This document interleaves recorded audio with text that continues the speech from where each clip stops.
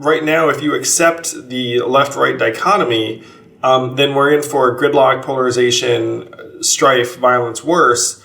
And arguing from that perspective will just drive us all crazy over time.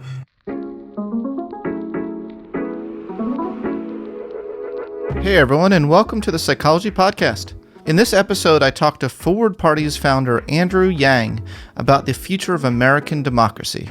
Andrew shares the insights he's learned from his presidential and mayoral campaigns. His major realization is that America's two-party system is designed for polarization and dysfunction, with the media and the internet further inciting division. Polarization may eventually escalate into violence.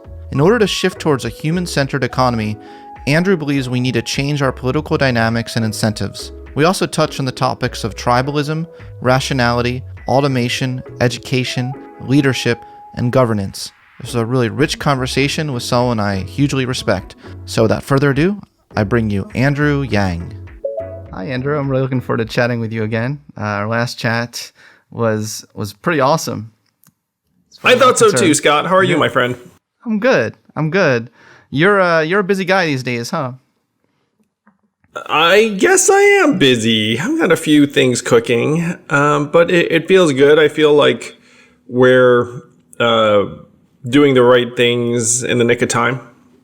Awesome. Well, let's have, last time, let's kind of pick up that baton of that human element, our human conversation. I really loved your new book, which I have prominently displayed behind me. And I thought it was really cool how you talked about your childhood. You talked about growing up and something we have in common. Another thing to add to the list of something we have in common is that we were both bullied as kids and kind of felt maybe a little bit like an outsider, right? Did you feel quite like an outsider growing up? Oh, yeah. I was the only Asian kid in my class, maybe one of the only ones in my grade. And child of immigrants, had skipped a grade, so I was extra scrawny and small, and I would get mocked for all sorts of things. Being Asian, most prominent among them. I got called gook and chink and a bunch of other things fairly often. You said, I spent a lot of my childhood shy, angry, and trying to do anything possible to avoid being a nerd.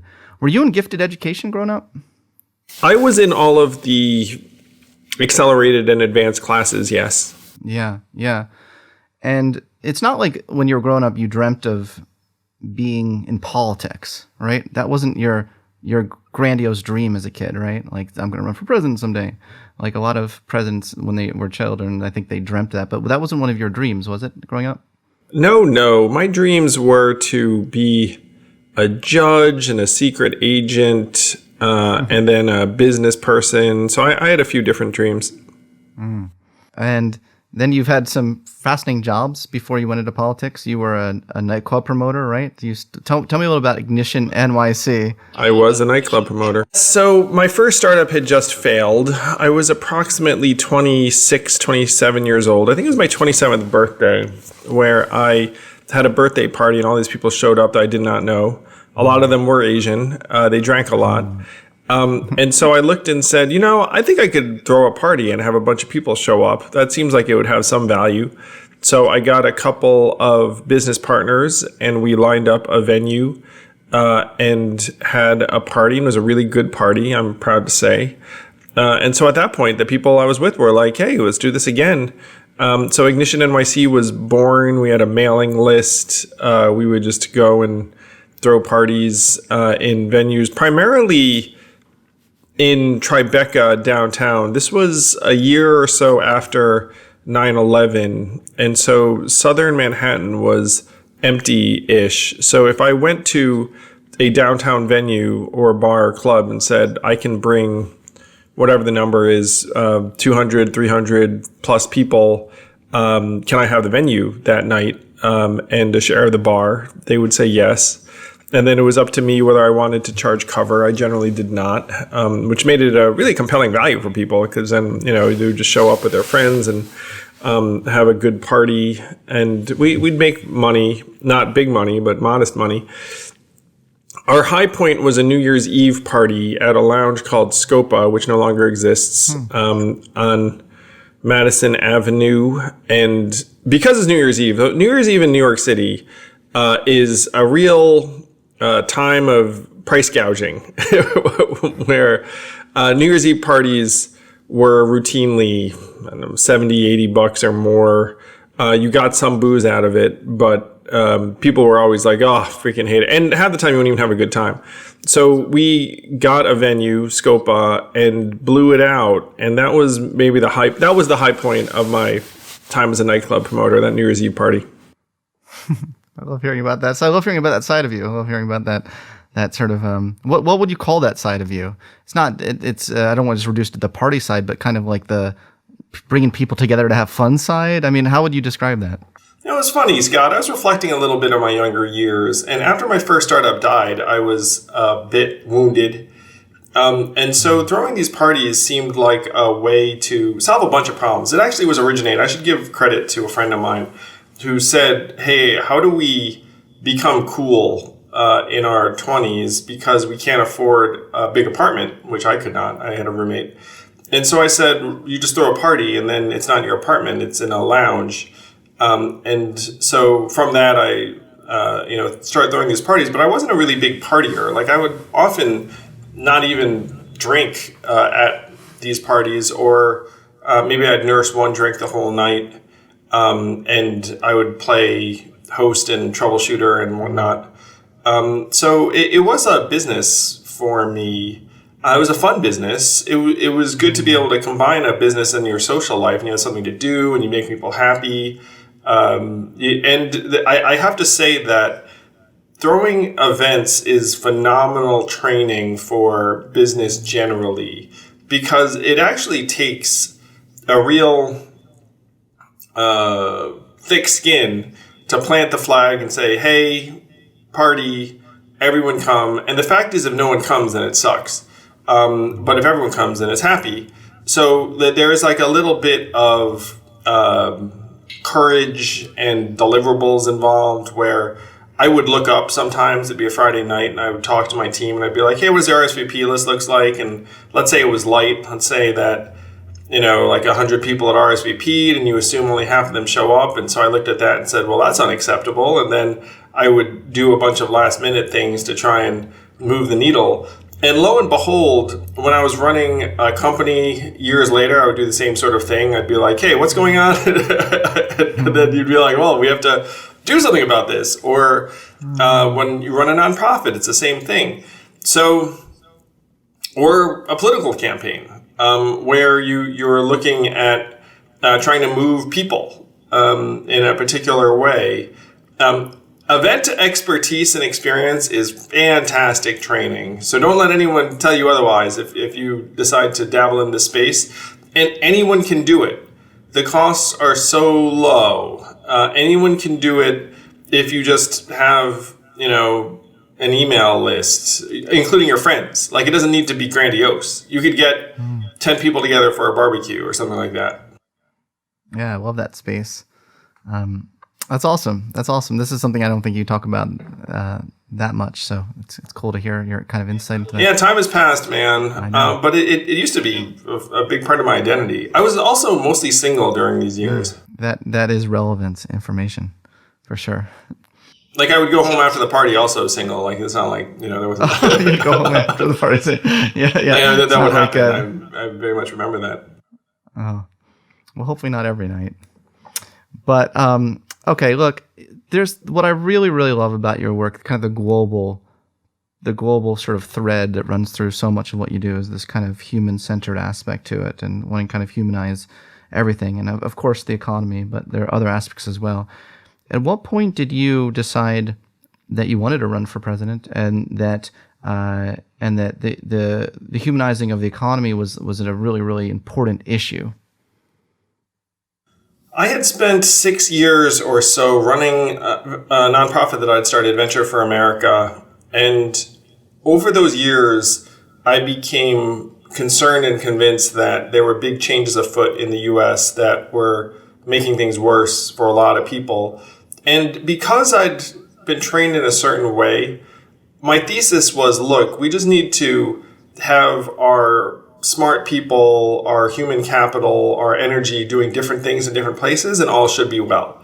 And my thesis was, if you get the small army of people that are heading to Goldman Sachs and McKinsey and the like, heading to startups in Detroit and New Orleans and St. Louis, then that would fix things.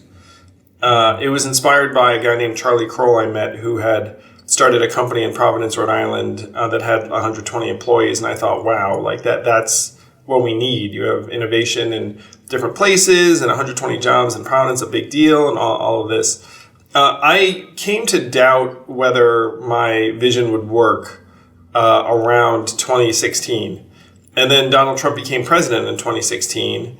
And then I thought, well, someone should try and raise the alarm over what I saw as progressive transformation and automation of the economy. And I'd been around a bunch of our elected representatives over the preceding several years, so I was confident no one would do anything. And it was foolhardy, Scott, but it also seemed necessary. And I thought, well, what's the downside? I spent 3 years toiling in obscurity. No one cares. People laugh at me. And then I go home and I'm like, well, I tried. I mean, I can live with that. But then the upside was accelerate the end of poverty and improve the human condition. And so I thought, well, that's a pretty good trade-off. Yeah, I'd say. It was harder than I thought it was going to be. I think you probably gathered about that from the book. Did you gather that from the book? I did. Oh, yeah, I did. It sounded like a zoo from, reading the book. Sounds like the whole thing. You said, quote, it was like a reality show that needed you to assume a role in order to survive. Is that not what you expected? What did you expect going into it? My expectations were that people would be excited about it because of the intellectual case I was making. And the thing I missed that I probably should have realized was that they need a human being to get connected to. That you need to try and build that interest in yourself, Andrew Yang, the human. And you saw from the book I originally entitled the campaign UBI 2020, because it was just universal basic income. It's so obvious. let's just give everyone $1,000 a month. And it became Yang 2020 because my team was like, UBI 2020, like no one's going to give a shit. And they were correct. Now, going into it, I didn't think that anyone would care about Andrew Yang either. and so my thought was that if I brought people the facts, then they would figure it out. And the reality was that facts are secondary or tertiary now in American life. And what people care about is characters. And so in order for us to contend at all, I needed to become a character.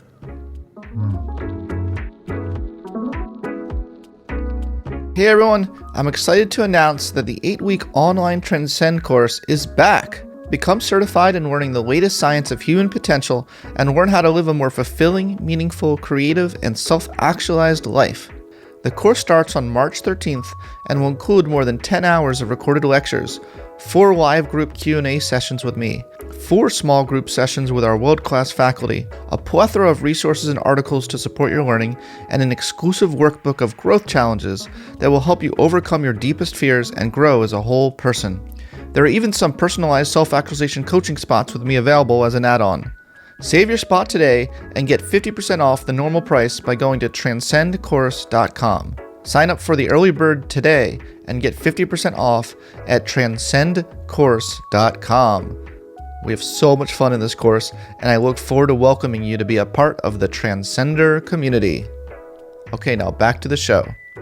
I'm truly interested in the psychology of that whole experience, and I'm familiar with the whole literature, the psychology literature on power and how power affects our psychology and our empathy levels. How did you kind of start to see your own psychology change when you got to the point where people were telling you how to dress, how to walk, and everywhere you went, you were the center of attention?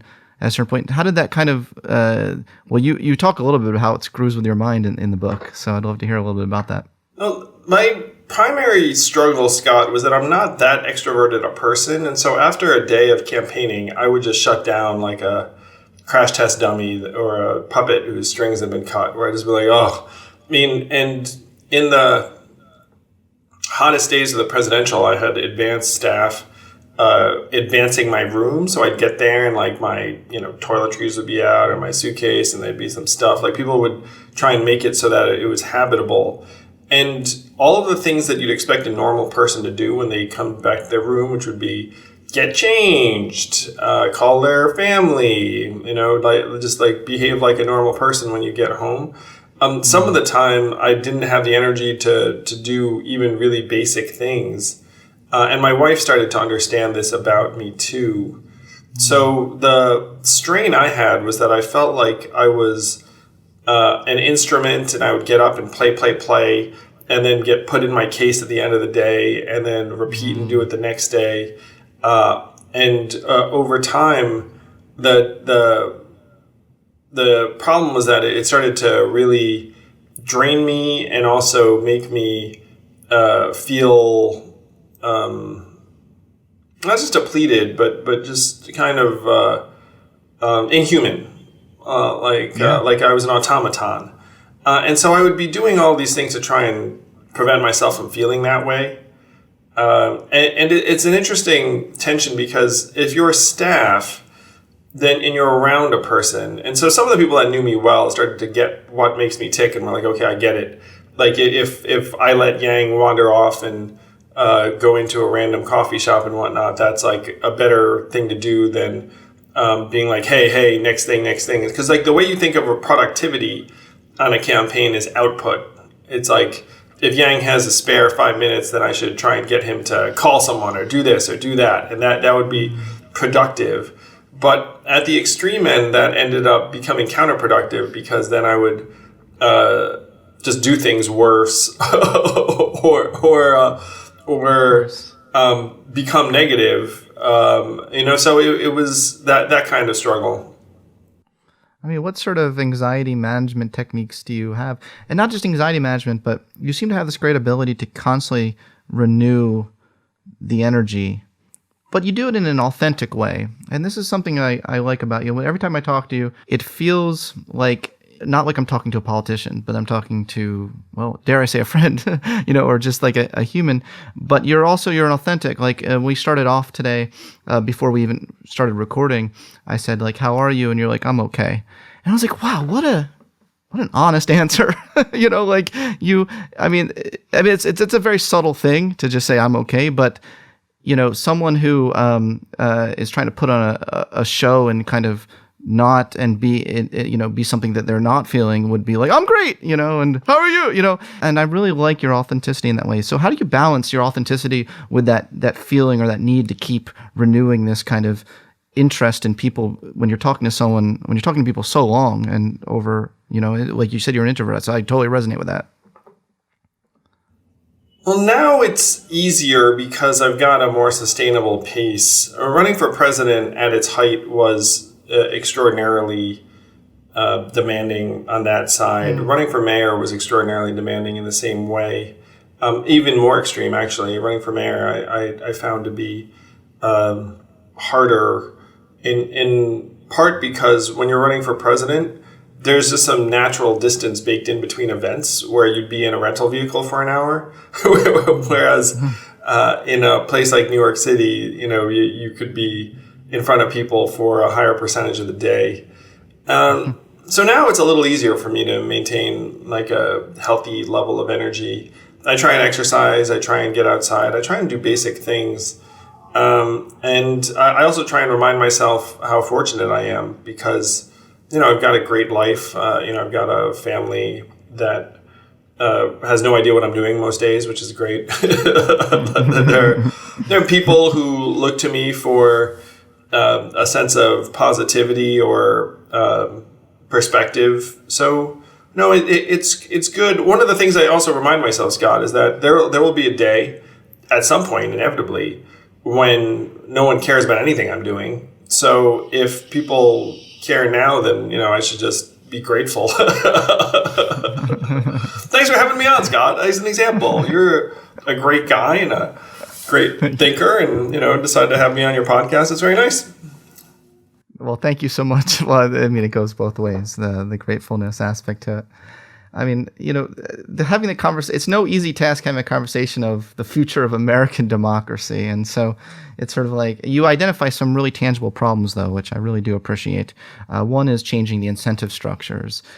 So relating to the presidential campaign, you talked about the media incentive structures and other incentive structures that may not be getting us to be moving in the healthiest direction politically. Can you kind of talk a little about what is wrong with some of those incentives?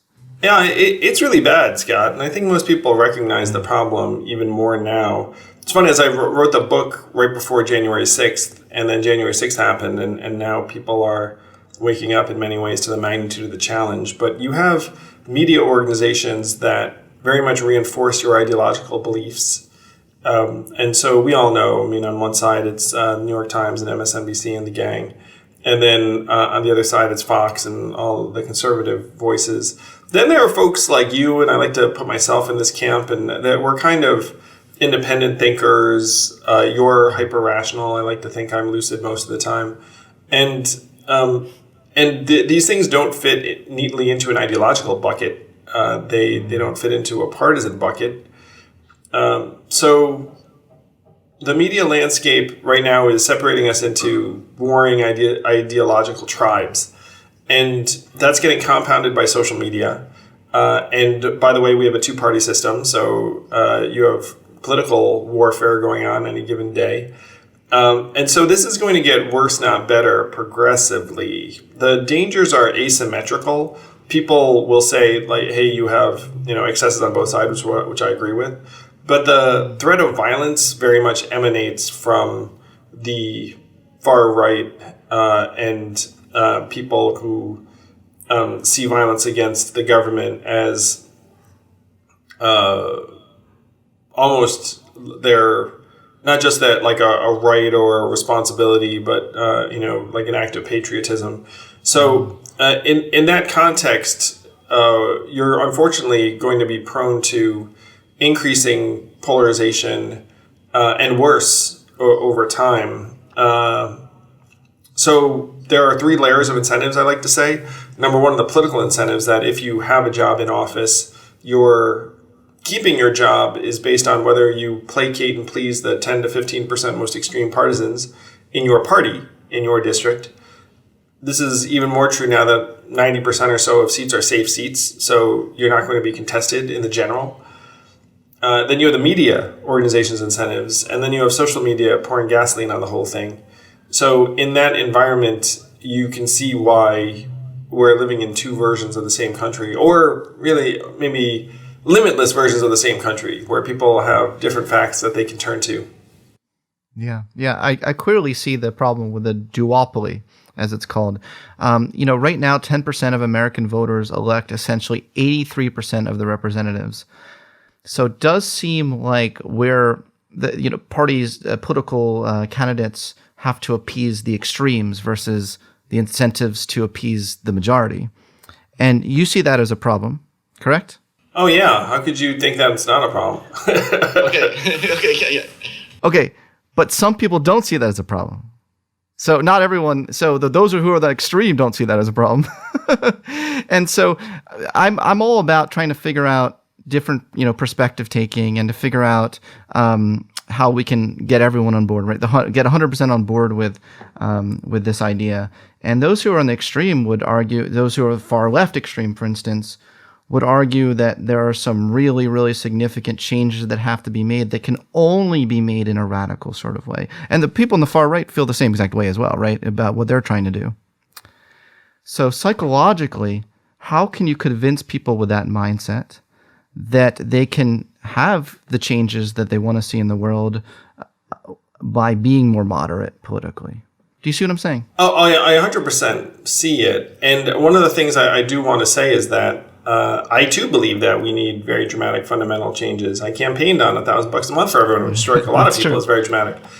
And so the first thing is you have to try to extricate yourself from this entire left-right spectrum, which is very hard to do when you talk about politics. The second thing is that to the extent that there are problems in the Democratic Party, I think they're very different than the problems in the Republican Party, whereas in the Democratic Party you have a bit of a conflict or tension between what people call the progressives, which are folks who want very big changes. Many of those changes I'm totally aligned with. And then the more quote-unquote moderate wing of the Democratic Party, which most people would regard as what Joe Biden represented coming in.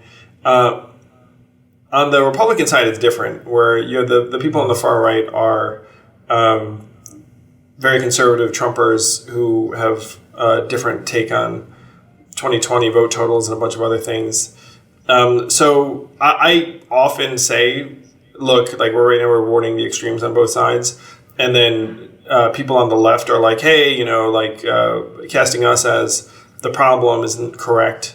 The problem is the bought and sold, corrupt part of the Democratic Party, and that there are elements of that I agree with, in the sense that I am for some very big goals. The thing that I've concluded, though, Scott, is that the model that people have in terms of how they think we're going to accomplish any of these goals is in my mind due for an evolution, where if you were to start from the far left and say my goal is to transform the Democratic Party and then pass all these big changes and whatnot, if you looked at the numbers, you'd see that that is going to be very difficult, maybe impossible, in the current constitutional order, because certain states, let's call them Wyoming or Montana or whomever, are very overrepresented in the Senate and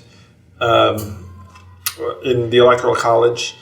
And so if you want big sweeping changes, you're unlikely to get them by just, for example, flipping the Democratic Party and then making these changes happen.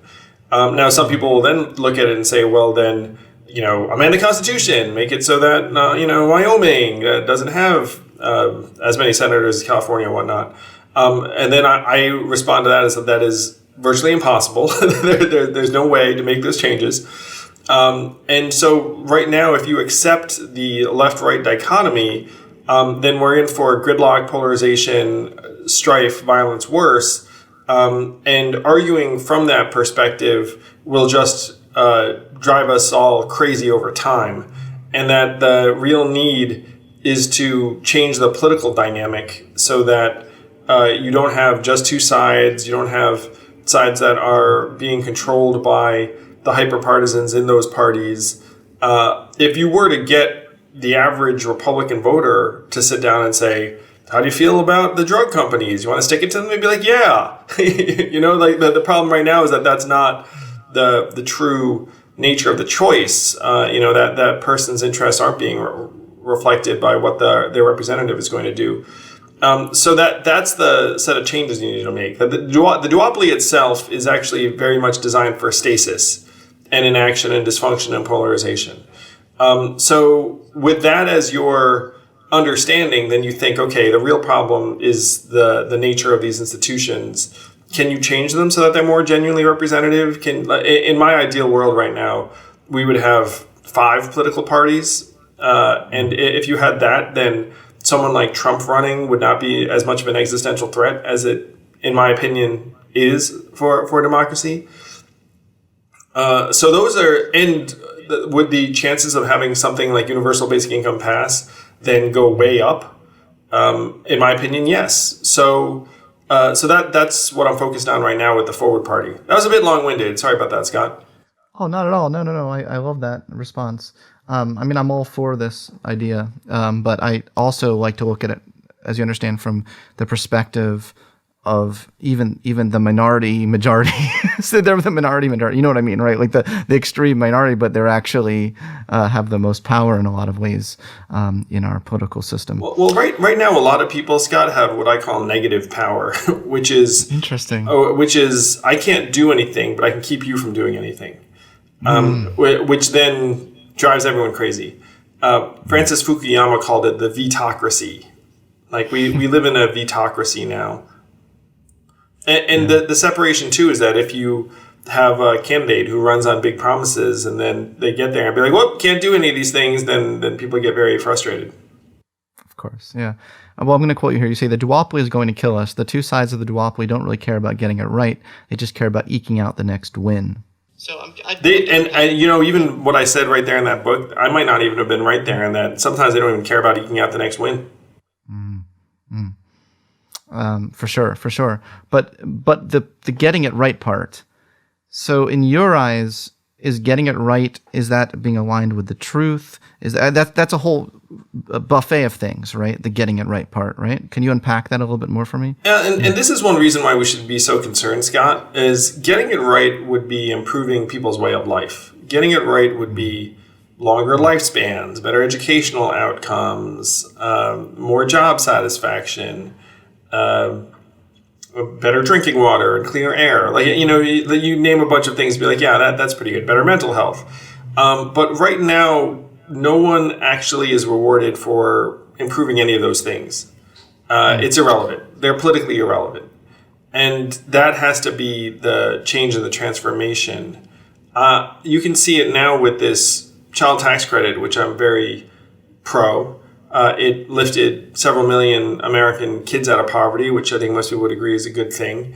Its future is now in jeopardy.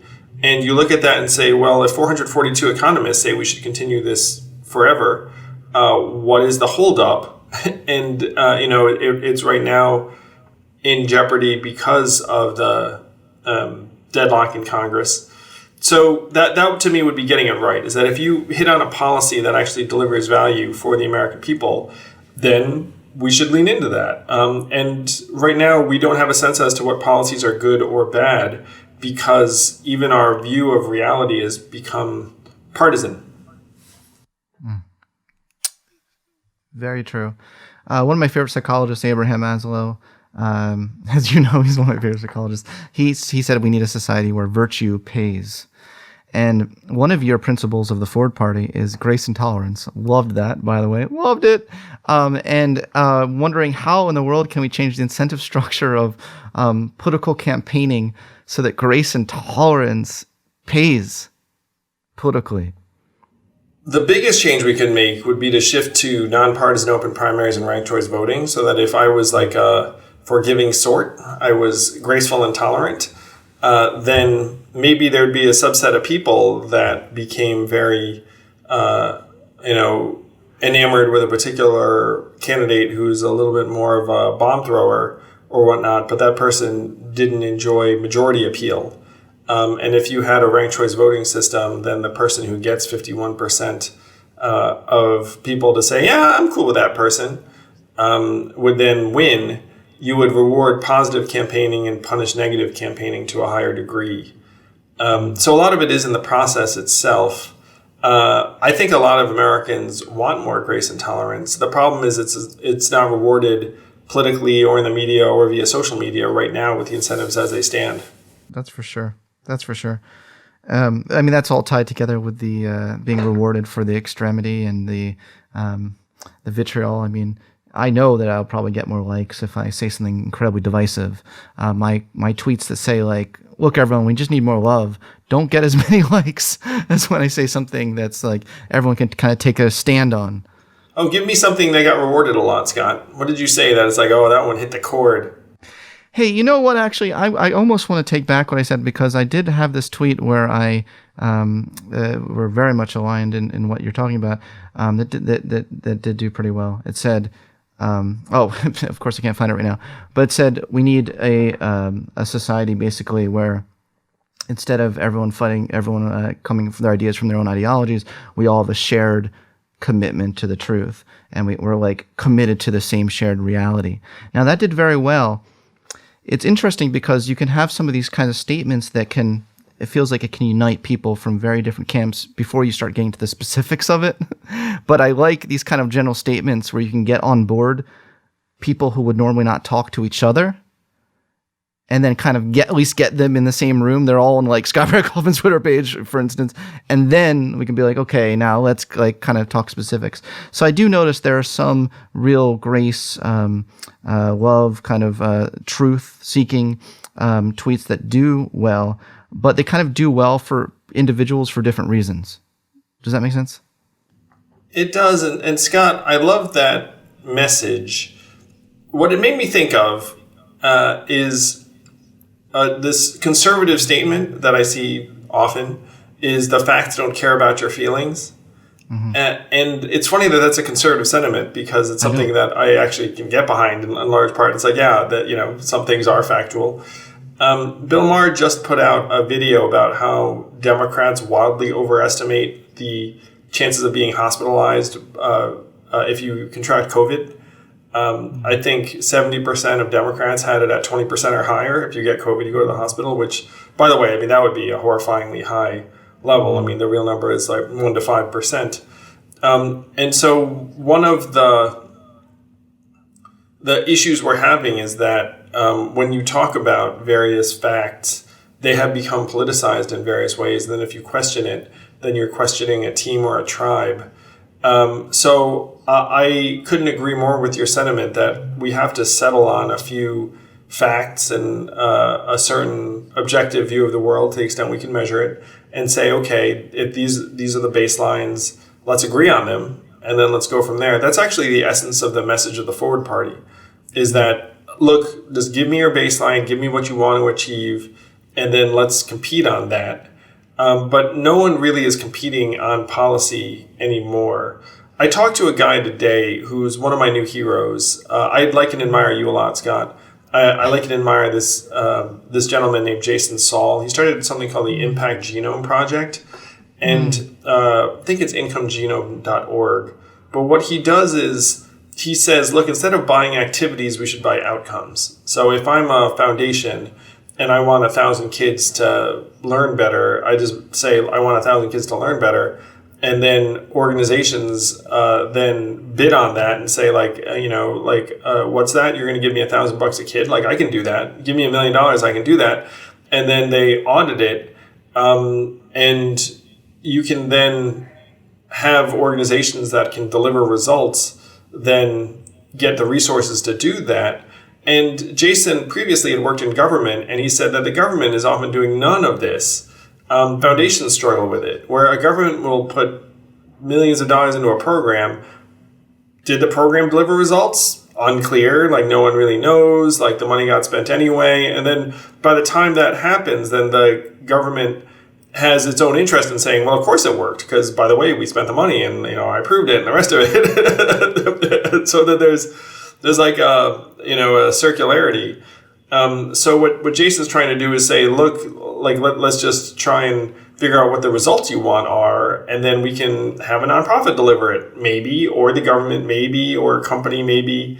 And I love this approach because it lines up with this facts-based governance. Yeah, governance. That you want, and now, I mean, this is one of the problems, is that your political incentives are not around this version of efficiency. And it's one of the frustrations we have, is that you can tell you're pumping money into dysfunctional bureaucracies and systems. You don't get results, and then you get madder. Then the Republican attitude is like, cut it. And you're like, well, that's not really what I want. And then Democrats are like, to attack it is to attack, democracy itself or something. And you can be like, well, I can want these outcomes. It turns out that Democrats and Republicans all want the same outcomes, in slightly different orders. But those outcomes are jobs, schools, healthcare, public safety / low crime, decent environment. And those are the big ones. Now, they get reshuffled a little bit if you're talking to Democrats or Republicans, but they're essentially the same. They just have a couple of positions flipped. So if you could actually get to a point where you're competing on who's delivering on these things, that would be the game changer. But that's a very, very long distance from where we are now. Yeah. I love that idea. So you started kind of going through Maslow's hierarchy of needs there, about the kind of needs that all humans want. And I've never heard anyone say that Republicans only want this subset of Maslow's needs and Democrats only want this subset of Maslow's needs. I would add to the list of the things you mentioned, like connections, like personal connections, like relationships, people that care about you, some sort of level of self-esteem or some sort of a healthy sense that you're reaching your goals. And a lot of those lower needs that you just mentioned are absolutely essential for being able to reach higher needs of self-actualization, for sure. One of the things I loved about your book is you have this whole section, New Measure for a New Economy. And I was like, yeah, you should see my notes in this. Yes, because what gets measured gets counted, or counts in some ways, right? So if you say we're actually going to track pre and post test and interventions and political, because when people are politicians are on the campaign trail, they say all sorts of things and no one holds them accountable for those things, right? In a fact-based way, in how come when people get elected into office, the first thing they hire isn't like a data scientist who like keeps them honest and tracks them starting from day one to make sure that there are like all these measures are statistically significantly growing and practically growing with high effect sizes. How come we don't put the mouth where the put the money where the mouth is there? Well, I confess I've run for office, and a data scientist was not the first person we hired. Is that like a too nerdy of a suggestion? No, I mean, we eventually hired one on the presidential, for sure. But in the beginning, you don't necessarily have the resources or the data. But you get there. Certainly for governments, you would want one. So I see the need for more effective use of data at the public level, for sure. Like, we should be hiring squadrons of data scientists at the municipal level. And so, one thing that the people in the field of pop psychology have argued about is, instead of looking at economic outcomes around the world, to look at life satisfaction outcomes. So that's one big call within the field of pop psychology. And I went to like a UN meeting about that, where they released a report where some countries are actually significantly changing those metrics and of what matters, and what they're kind of counting. What are some of the major sort of new measures you think we could implement that would really help with well-being and psychological health in America? Freedom from addiction would be very high. Sense of public optimism. Right now, the American dream is dying. People feel like their kids have worse futures than they did. And in that environment, some very, very terrible things will happen. That's so sad. I'm sorry? I feel like you just said that. I want to cry. That's like so sad. It's super sad. The American dream is dying. Scott, do you have kids yourself? Not yet. I didn't think so. So, it's... Why didn't you think so?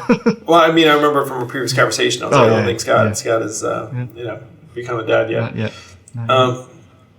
It was not That's a knock so sad. on. Is it not a knock on your? I know. I'm joking. I know. I'm joking. Yeah. I'm sure imminent future fatherhood. So, as a parent, I mean, you look and you see your kids, and you kind of know that they're coming into a rockier world, and my kids will have a lot of advantages that a lot of other kids won't.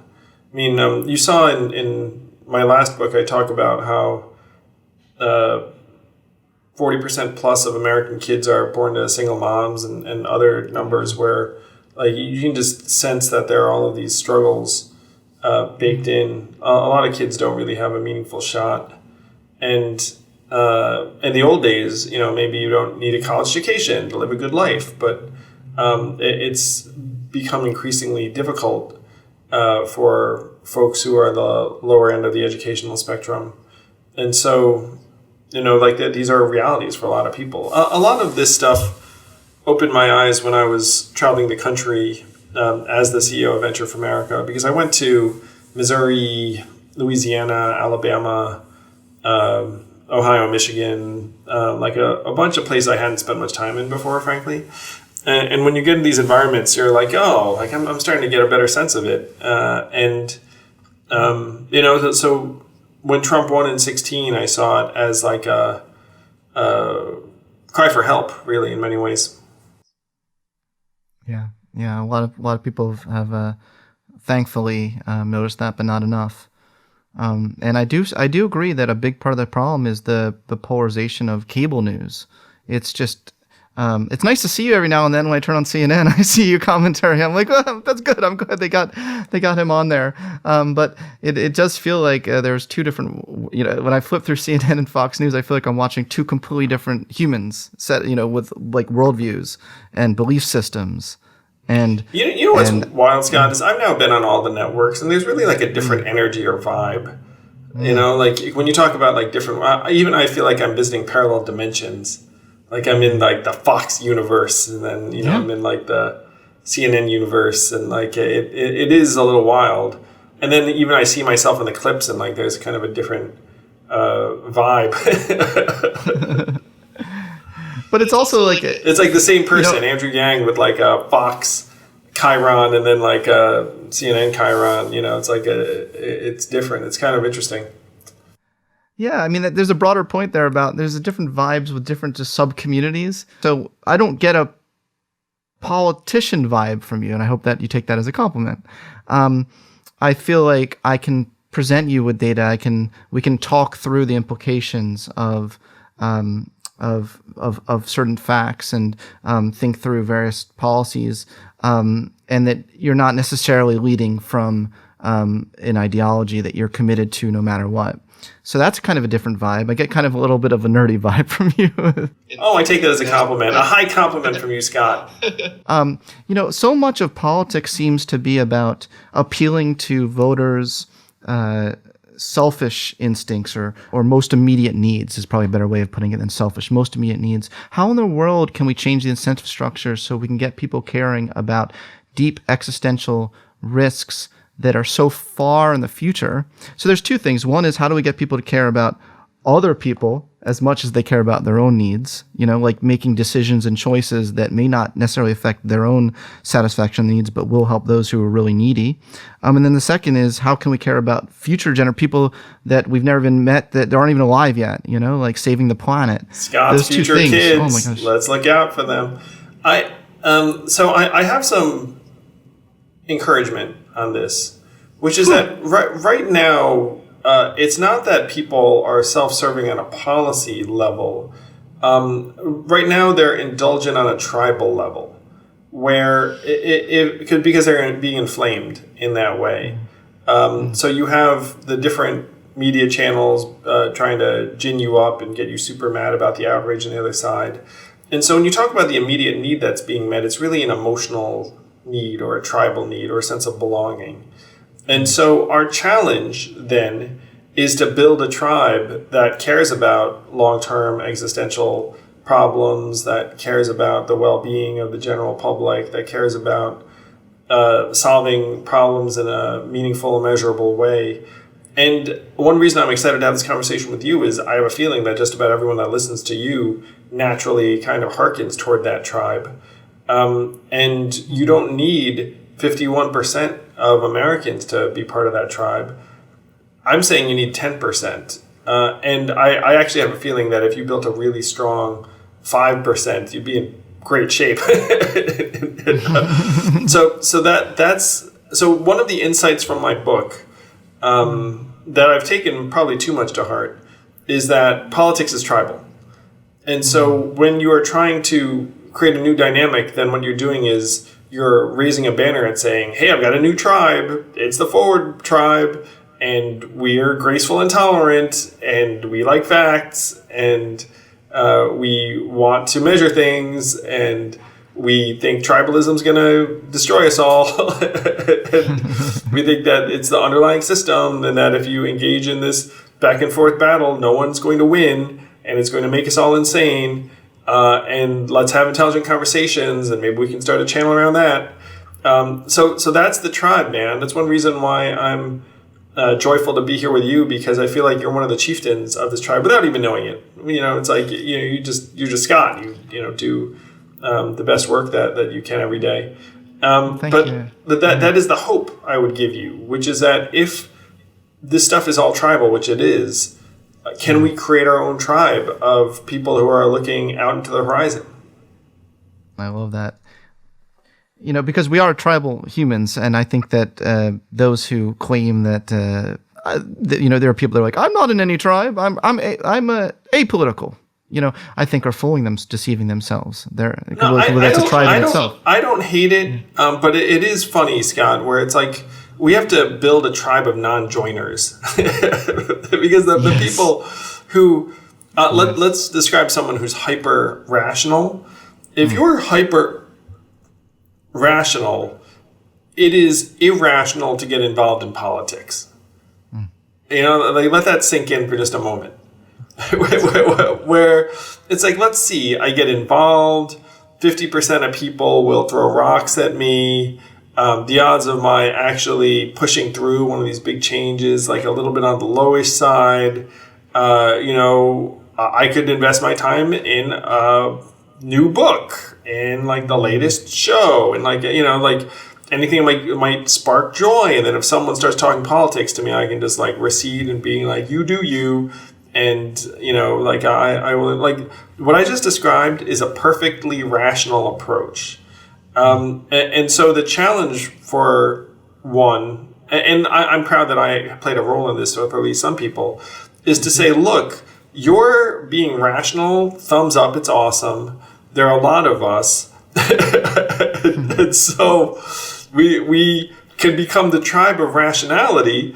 And then when someone makes the tribal appeal, you can be like, you know what? I understand why you're so animated about that, but let's talk through what we could actually do to improve that problem. And if you want to vilify that entire crew of tens of millions of people, it's like, well, I'm sure there are some excellent people within any group of tens of millions of humans. No, I hear you. I totally hear you, brother.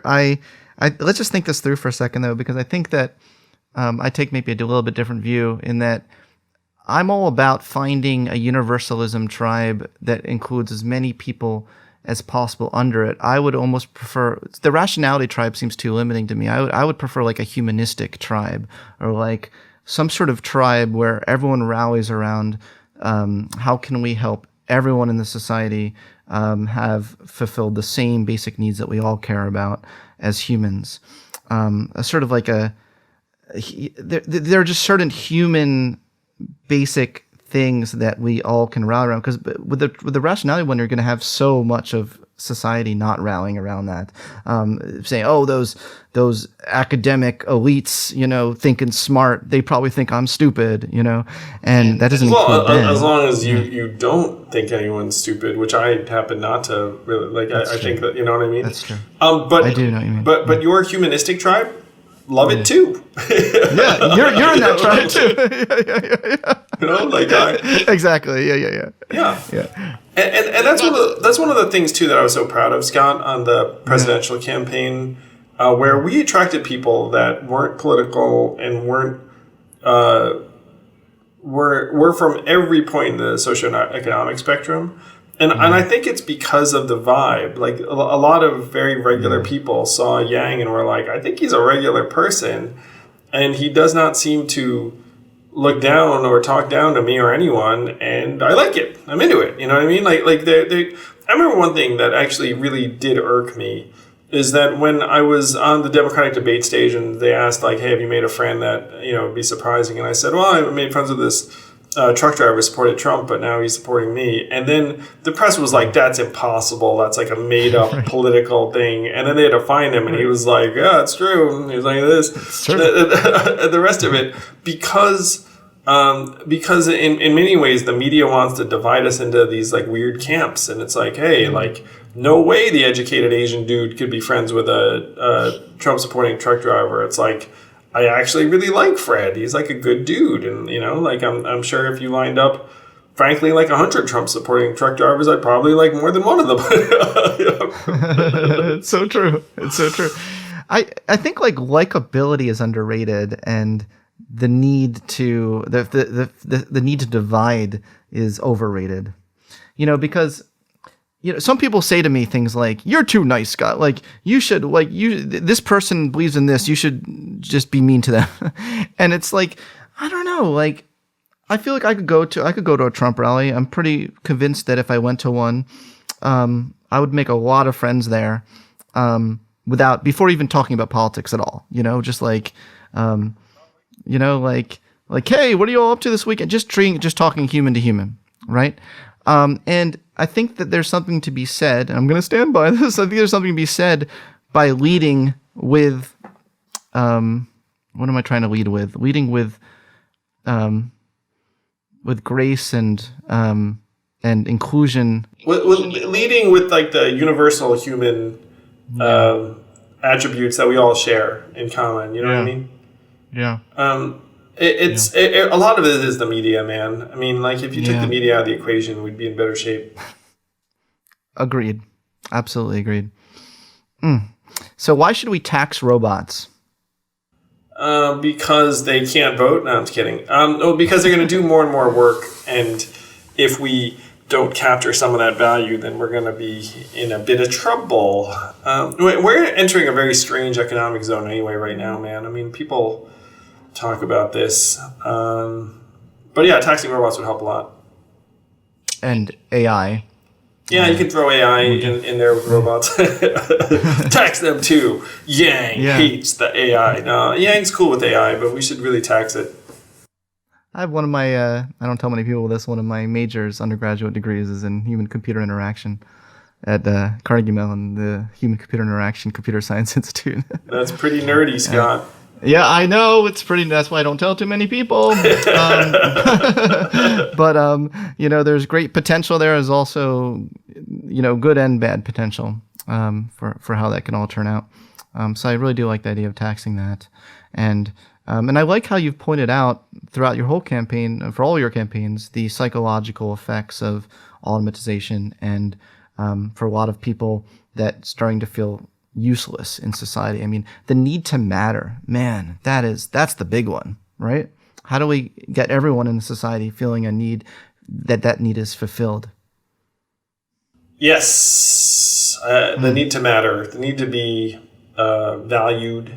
Yeah, so I'm going to run something by you real quick, Scott. Because I had a conversation with Zach, my colleague, about this. And when you talk about the failure of mattering, there's like a phenomenon right now that I was trying to address when I ran for president, and I talk about in my last book, that a lot of communities have gotten blasted away economically, and a lot of them are rural and white, and so there's like a loss of meaning and purpose, and they feel undervalued, and then Trump comes and gins them up,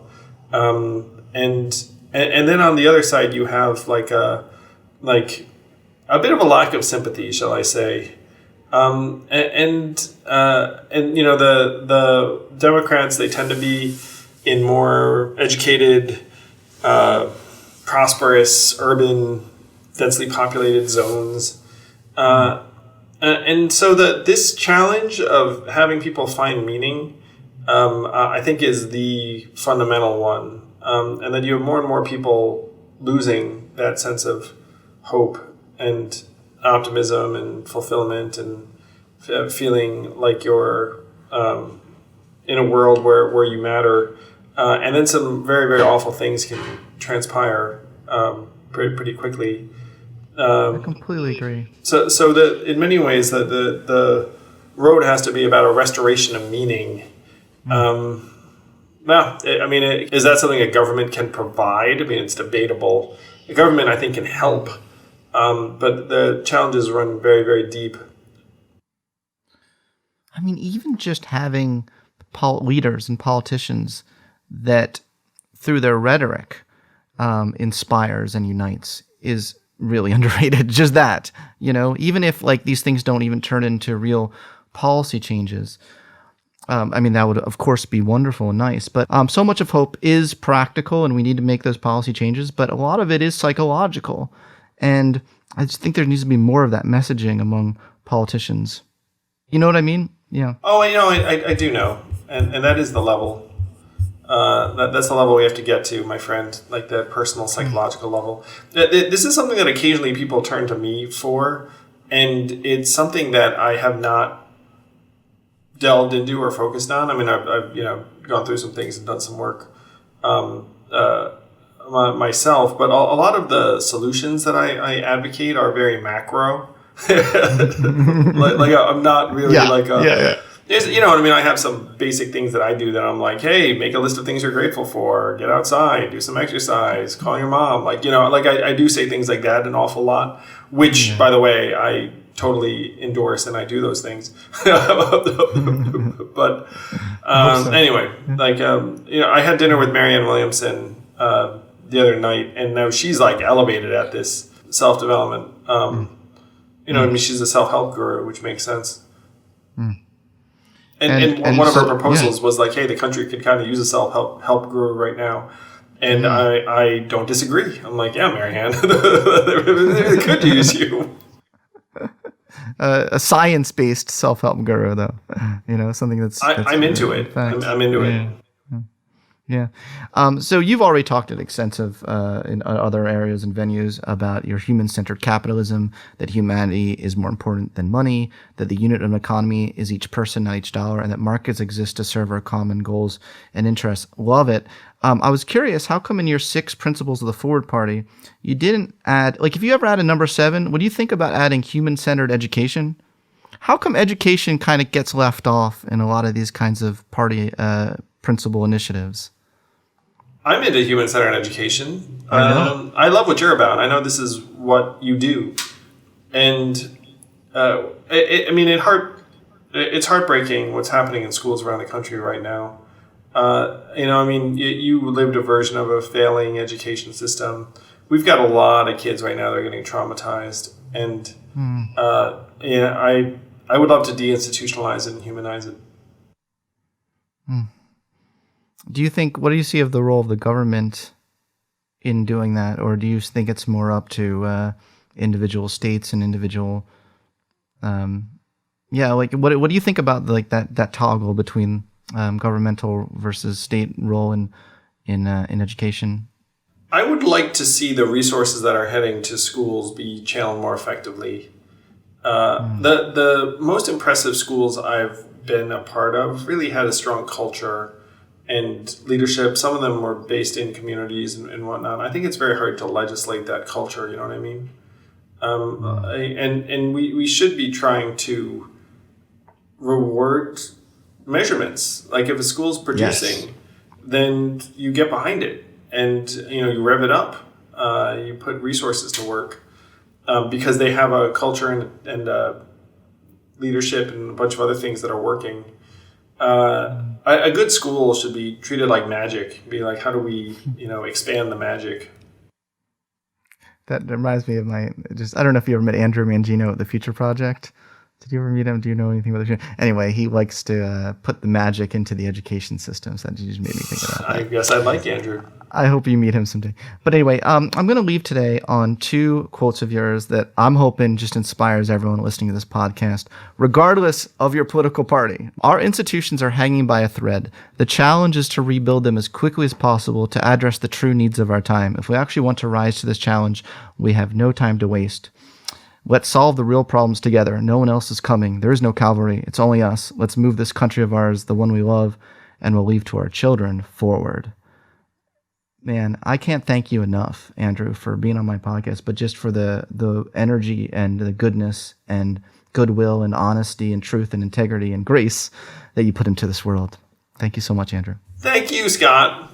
Proud to consider you a friend. And let's take your vision, make it a reality as quickly as we can. While we have this time, man, before your kids arrive. We gotta get it done. Might be some time, though, but thank you. Thanks for listening to this episode of the Psychology Podcast. If you'd like to react in some way to something you heard, I encourage you to join in the discussion at thepsychologypodcast.com or on our YouTube page, The Psychology Podcast. We also put up some videos of some episodes on our YouTube page as well, so you'll want to check that out. Thanks for being such a great supporter of the show, and tune in next time for more on the mind, brain, behavior, and creativity.